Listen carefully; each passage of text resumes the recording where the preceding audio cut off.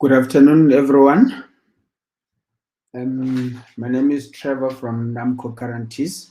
I'm here to take you through the awareness of how guarantees come into play in our construction space. Can you please play the yes. Right. Can you go to the next slide? Contractors are required to provide various forms of guarantees when awarded with a contract, right? The purpose of the guarantee is to provide the employer, who is the beneficiary in this case, with the security in the event of a default or non-performance by the contractor. The ultimate purpose of any guarantee is to cover the employer for the increased costs of completion as a result of non-performance or default of the contractor. Next slide. Right. At Namco Guarantees, these are the type of guarantees that we offer.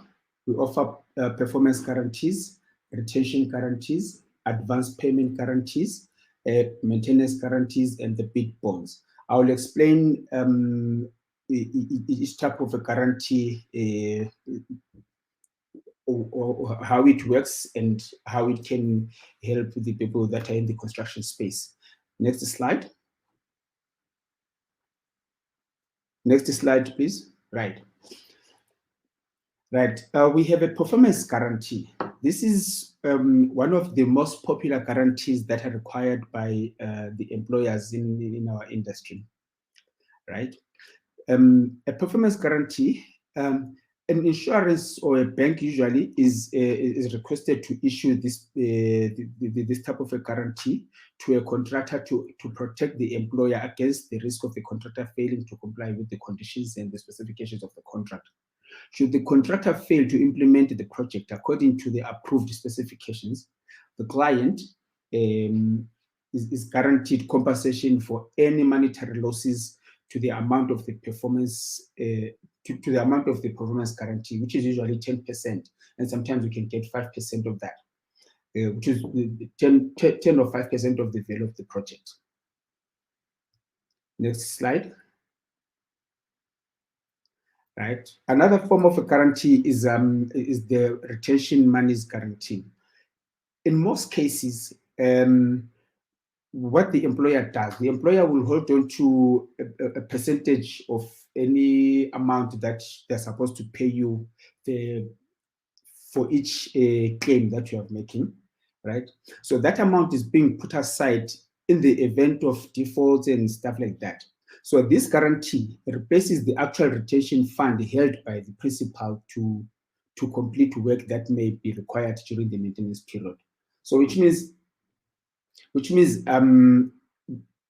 the end of the construction period, instead of them holding on to your retention, they will request a guarantee against that retention. So we issue them with a guarantee, and then they release the monies to you.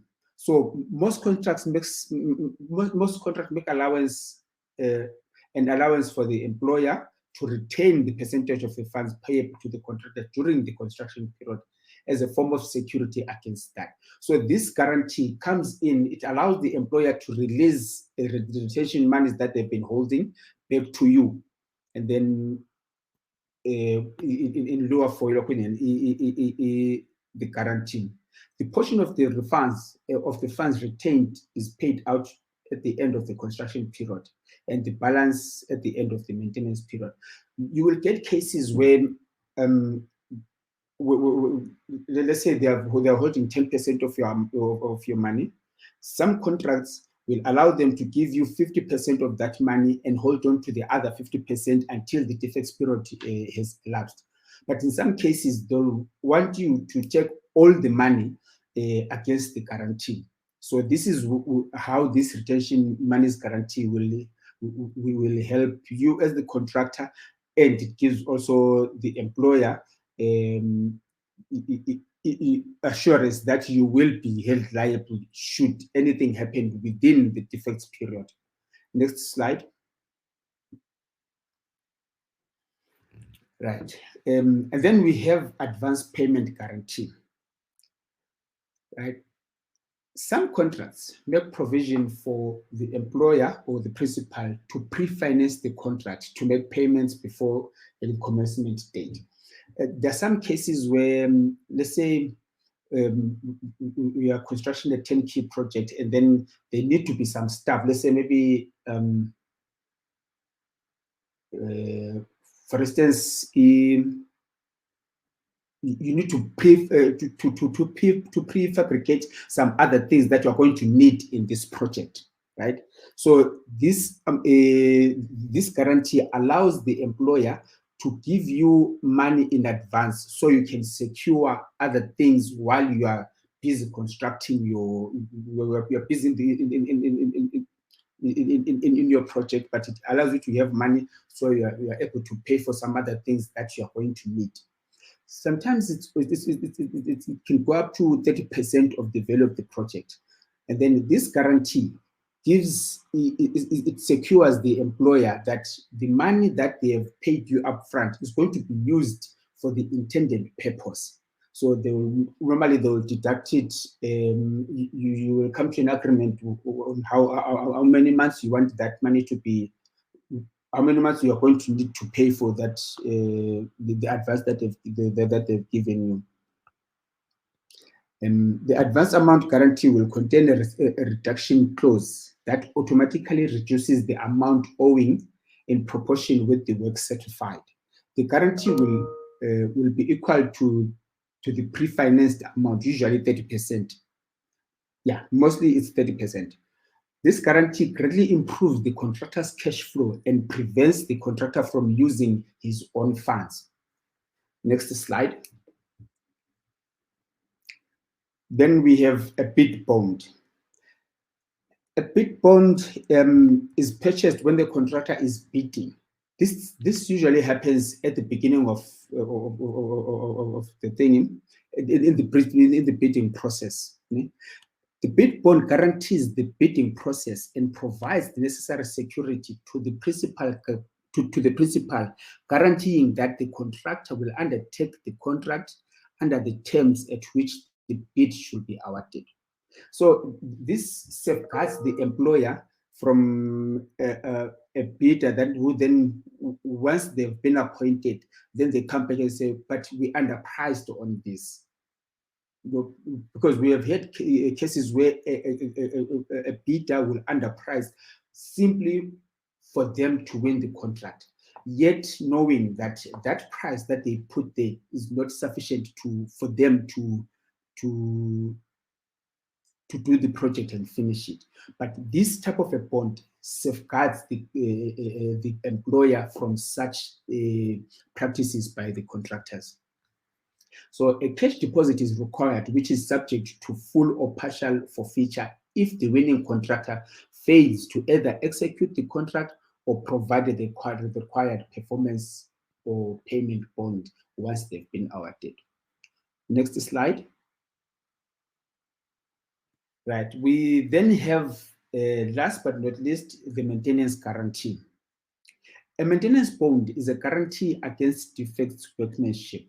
So this is usually covered by the retention monies, right? So it is usually covered by the retention monies, but then there are some times where they specifically want a maintenance guarantee. When they did not deduct the retention from you, then at the end of the construction period, they will ask you to issue them with a maintenance guarantee for the defects period. The maintenance bond often incorporates an obligation guaranteeing efficient or successful operation or obligations of intent and purpose. The maintenance guarantee is also admitted in place of the retainer of up to 10% of the value of the project. So this usually comes at the end of the project when they had not taken retention monies from you, then they'll require a maintenance guarantee. Next slide. right? And these guarantees, they come in two forms. It's either you get a fixed value guarantee, which will be in place. Let's say your project is for 10 million, and then the guarantee value is 1 million. Then the fixed guarantee will be 1 million from the beginning of the project up until the end of the project. And then we will have a variable guarantee. Next slide. Right. The variable guarantees, I need to are working on the 10% project the value. So in the beginning, it will be 10%, that's the whole amount. And then when we have done 50% completion, then it reduces. So it reduces depending on how much you have completed. So your risk is also reduced until the final payment. Next slide, please. Surety and demand guarantees. Surety, the guarantor stands as surety and co-principal debtor to the beneficiary. It increases an accessory obligation. So you, the client, and us as the guarantors are together a co-principal of this debt that we will have entered into. So, and these are demand guarantees. So the demand guarantee, your guarantor is given a maximum of 14 days. Usually it's 7, but you can get a maximum of 14 days to pay. So the guarantee is actually, it's a liquid document. It's a liquid document upon which, when it's being, where the guarantee is being called upon, that document, it can be used against the guarantor and against the contractor in trying to recoup the monies that will be due to the employer. So the guarantor stands as a guarantor to make a payment on demand. The effect is that the guarantor must pay regardless of the underlying contractual position or any dispute. So the guarantor does not play a referee position here. Their only obligation is to make payment upon demand. So there's no trying to find out why are they making a claim, because this is a liquid document. So upon it's being produced, the guarantor must honor its obligations. Next slide, please. Conditional and unconditional demand. Conditional demand. The beneficiary has to comply with the conditions as set out in the guarantee in order to claim payment from the guarantor. Payment will be made on demand. Such terms would include the need to state the contractor is in default and possibly requiring particulars from the specific default or breach. What this simply means is, before the client, the employer, can recall a guarantee, they should have tried to work with the employee, who's the contractor in this case, to try and make amends. Only when their efforts have been fruitless, then that's when they can come and ask for compensation from the guarantor. Then, okay, unconditional demand, there are no conditions and the guarantor simply has to pay on receipt of a written demand to pay a fixed amount of money to the beneficiary. So the guarantor simply doesn't have any reason not to pay. They must pay upon upon him being issued with this performance bond or a guarantee, whichever would be the case.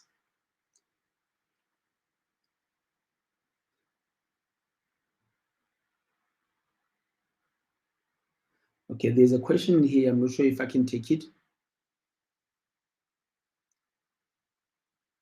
It says, in the case of surety, what will be the valid conditions for making payment demand? Look, as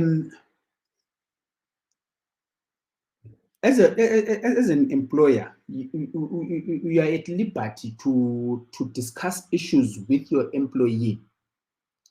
So what you're saying is you cannot just simply go to the guarantor because without you trying to sort out issues with your employer, with your employee. So we're trying to say not unnecessary demands that could have been fixed. The employer cannot just simply go to the guarantor simply because there is a guarantee in place, but they must also try to sort out the issues with the contractor. Before calling up a guarantee should be the last resort, because we will have exhausted everything that you have in order to bring the employer into line.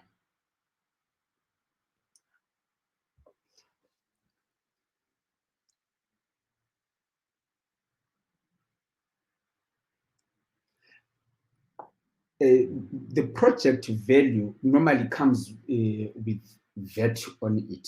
So our 10% includes the VAT. Our 10% is for the whole project. That is for the total amount that includes VAT on it. And then because we also liable for a VAT, but we will charge you VAT on top of the risk premium. I'm not sure if I'm answering you.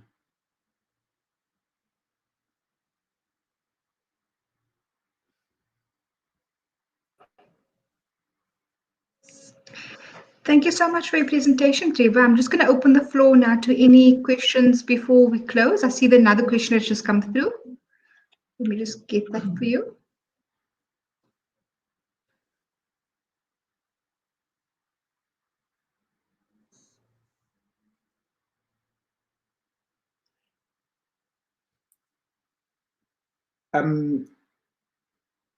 Okay.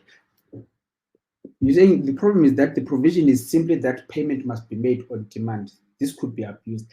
Yes, it could be abused. Yet that's why we're saying, before you come to the employer, you must list what you have done, what you have requested from the client, from your employee, for them to come back into line with the project. Remember, we cannot pay you without you having tried those lines. So, because even in court, you will be asked, what have you done before you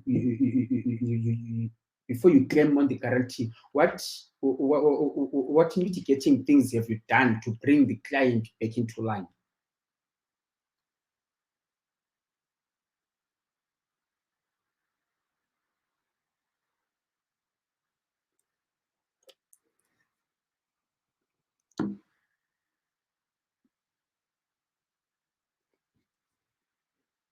Look, on this question, I note that you said project value and not contract sum. You know that the project value changes. Our guarantee is issued from the beginning of the project. And at that time, the project value would have been agreed upon. So whenever there is a project, there is a change in the project value, the onus is on the employee to make sure that the employer is on the employer to make sure that the employee has got adequate cover in terms of the guarantee. So if there is any change, then they can come back to us to amend the guarantee amount. I mean, things change during the project, and then but it's up to the employer to make sure that they are sufficiently covered during the project. There's another question: are the preconditions before a demand is made incorporated into the conditions of the agreement? Yes, they are. On the guarantee itself, it does mention that the employer has the onus to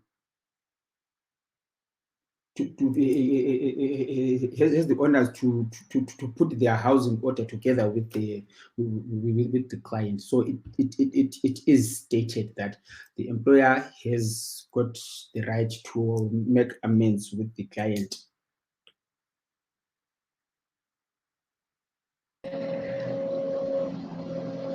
Great, Trevor, thank you so much. I see the chat boxes have said now that they're happy with your answer, so thank you very much for that.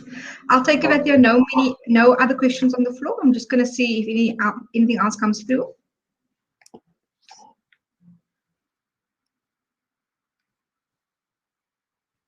In the meantime, Trevor, what I will do, I would put Namco Guarantees booth in the chat box, and I'll also put your email address. So should anybody have any further information to ask you, they can do so directly. Thank you very much. Thank you, Trevor. So I take it there are no further questions. So thank you so much for your time, and thank you for Namco Guarantee support once again with African Construction Expo. We will see you later on your booth, and thank you for everybody for joining us today. And see you at the next session at 3 o'clock. Thank you so much. Thank you, everyone.